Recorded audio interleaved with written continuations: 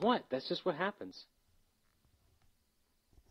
Using the slope and one intercept, we can write an equation for that line in what's called slope-intercept form. Slope-intercept form is expressed as y equals mx plus b, where m is the slope and b is the y-intercept.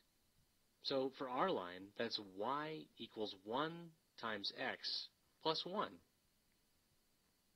You can use this formula for all sorts of things, like finding more points on the line and even graphing it. Watch our Graphing Linear Equations movie for more on that.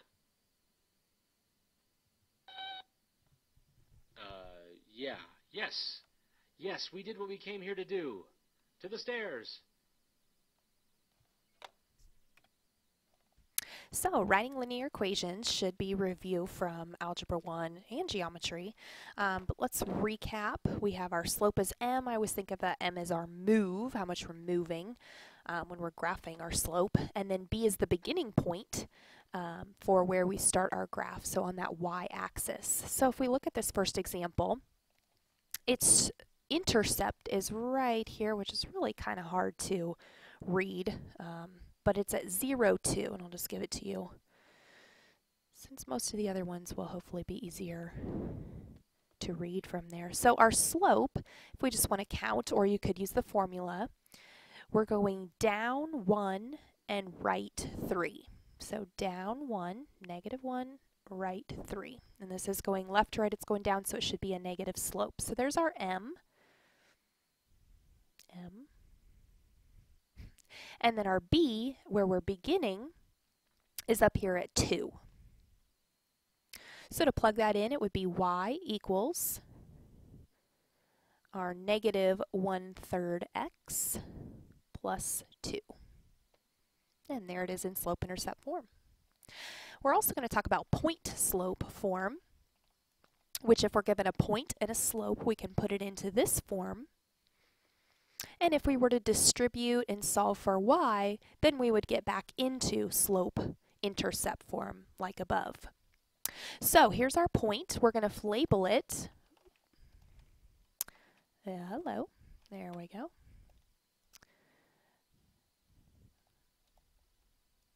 And we're back. We're going to label it x1, y1, and then our m, or our slope. So we're going to just write out the form first, and then I'll plug things in so you can see how they're going to replace those above.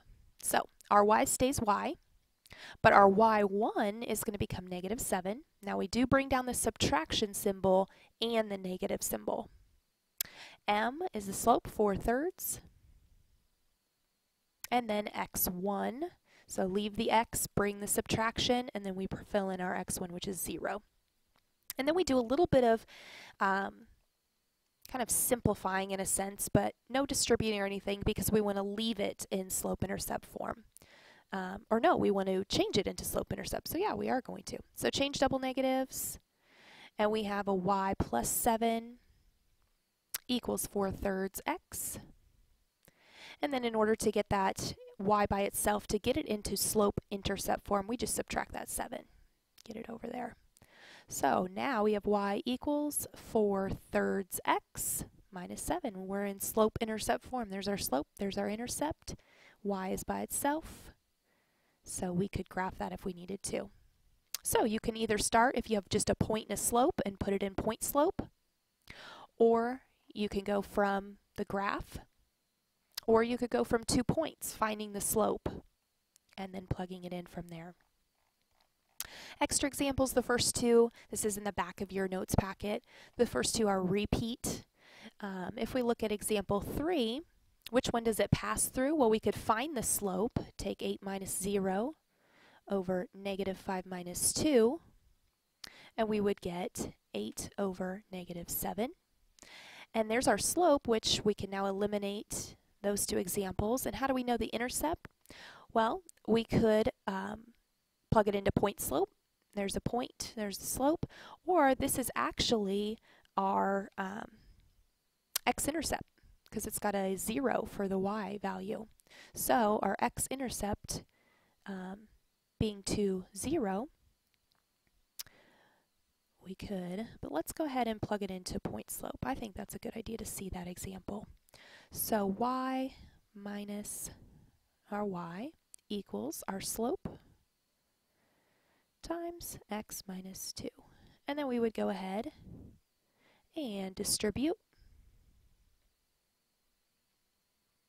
And we would wind up with 16 over 7. And there it is.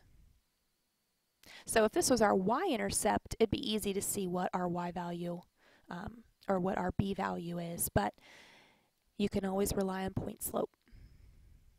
And then down here, perpendicular, just keep in mind that you have to flip and change that sign. So our new slope for perpendicular, when we do the opposite reciprocal, should be 3/5, and then again rely on point slope. So you could try that one on your own if you want to. And then we could check when you're ready. All right, so we'd have y minus -1, changes it to positive, 3/5, x minus -2, distribute,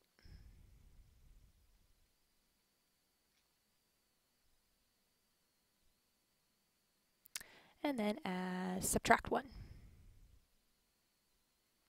So y equals 3/5 x plus 1/5. And there it is, slope that is perpendicular.